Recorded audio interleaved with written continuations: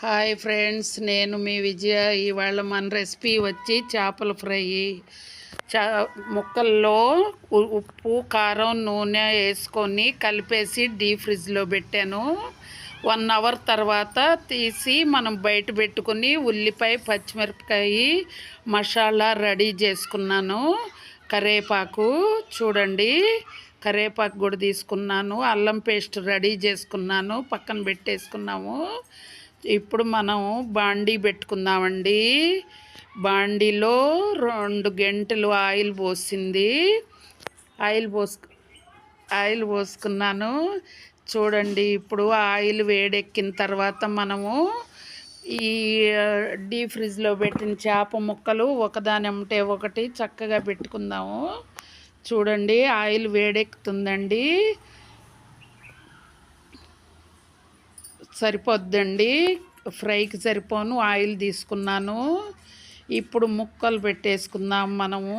దాంట్లో వేడెక్కింది, అలా ఒకదాని అమ్మటే ఒకటి పేర్చుకోవాలండి. మనం ఎలా పడితే అలా వేయకూడదు.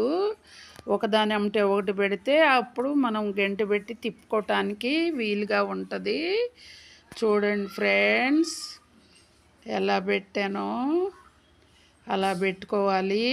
హైలో పెట్టుకోకూడదు, సిమ్లో పెట్టుకొని మనం వేయించుకుంటే లోపల కూడా చక్కగా ఉడికిపోద్ది. ఎంత సిమ్లో ఉంటే అంత బాగా వస్తుందండి ఫ్రై. చూడండి, అలా పేర్చేసుకున్నాను మొత్తం.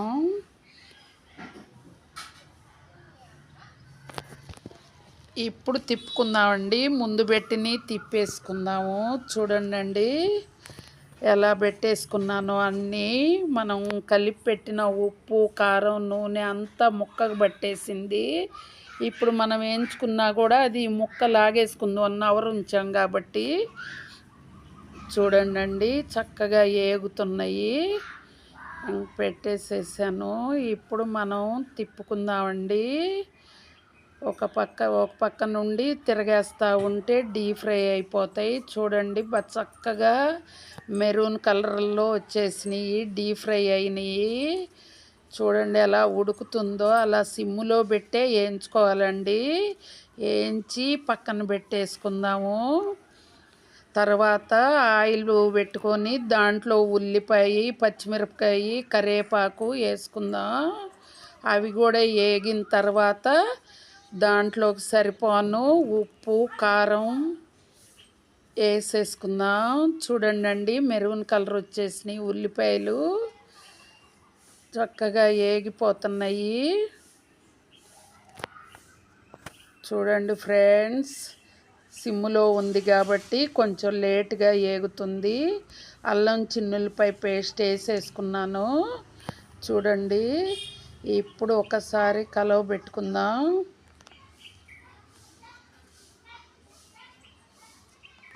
అల్లం పేస్ట్ బాగా దీనికి రుచిగా ఉంటుందండి, తగినంత వేసుకోవాలి.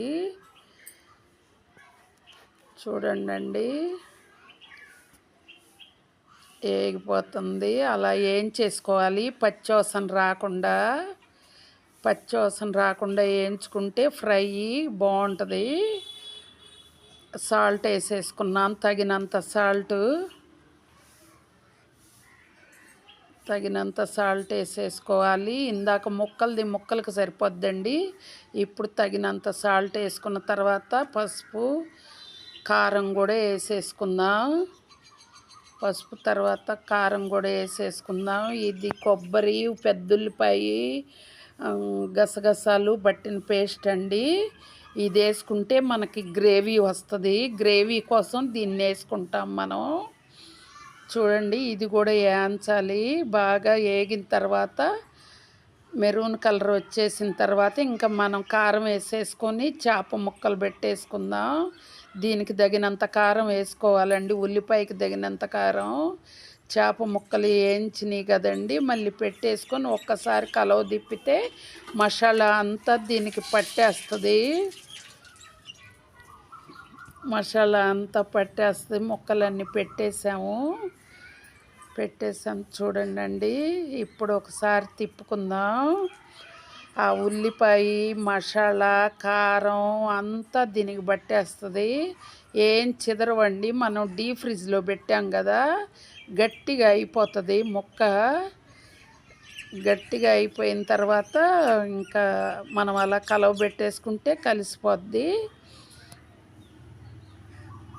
చూడండి ఎలా తిప్పేసానో, అయినా ముక్క చిదరలేదు. బాగా మెరూన్ కలర్ వచ్చేసింది కదండి. అదంతా ముక్కకు పట్టడం కోసం అలా చేస్తున్నాను. మనం గార్నిష్ కోసం కొత్తిమీర వేసేసుకుందాం.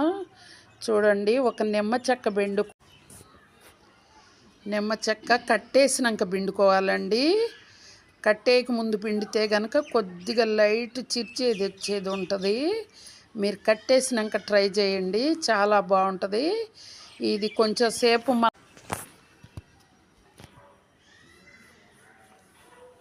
చూడండి ఫ్రెండ్స్, అయిపోయింది. ఇంకా సూపర్గా వచ్చేసిందండి. లైక్ చేయండి, షేర్ చేయండి, సబ్స్క్రైబ్ చేయండి ప్లీజ్ ఫ్రెండ్స్.